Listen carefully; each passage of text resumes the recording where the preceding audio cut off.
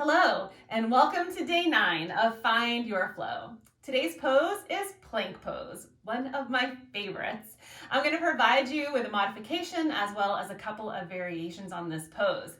If you have a blanket or a towel and you need this to place underneath your knees like we have in the previous poses, then please have that available. Now, we're going to enter plank pose from downward facing dog, but plank pose can be entered from a number of postures. Standing forward bend, low crescent, high crescent, and so we will be looking at a few of those in our final full length flow. But for today, I want to enter plank pose through downward facing dog.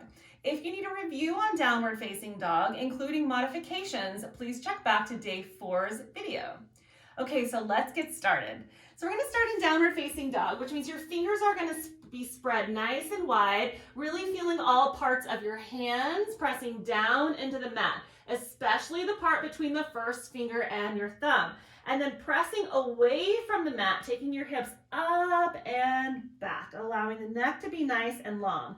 So in downward facing dog, remember we were strengthening and elongating the spine as well as pressing ourselves away from the mat while still keeping our shoulders nice and broad, nice and wide across the back part of our shoulders as well as the collarbones. So let's go ahead and move ourselves into plank pose. So to plank, we want to lift up high on the balls of our feet and shift our weight forward so that our shoulders are over our ankles. Now, depending on the length of your legs and of your torso, you may need to make a little adjustment and step back or step forward a little bit. So when we are in plank pose, we still want to be pressing ourselves away from the floor. We still want to be super strong through our core with a long spine, thinking about the crown of your head reaching forward and your tailbone reaching back, but being high up on the balls of your feet.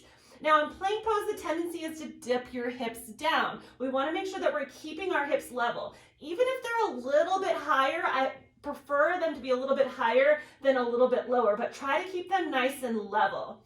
If this is a little bit too intense for you, then come down to your knees. So coming down to your knees in plank pose still gives you the benefit of plank while you're building the strong core as well as the strong arms and the strong legs.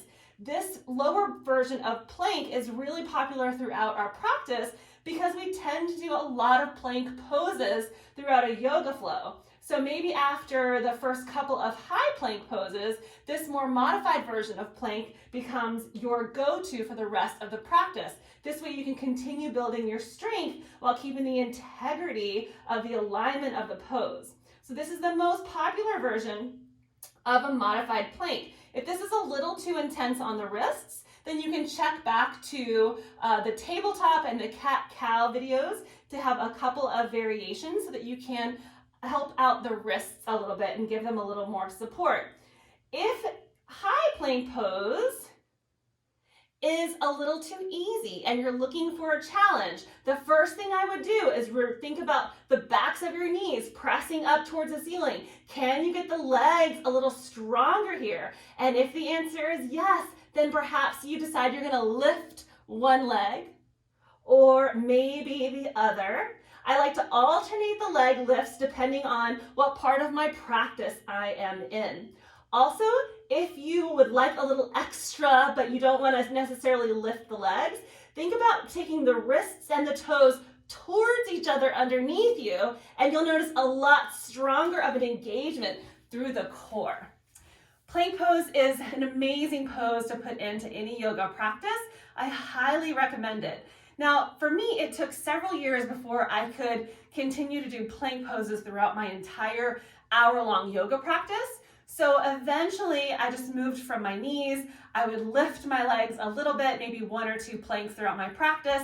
And every time I did a yoga practice, I tried to just lift my knees longer and longer throughout my pose. So play around with this and know that the modification for plank is giving you the benefits of the strength building that plank provides.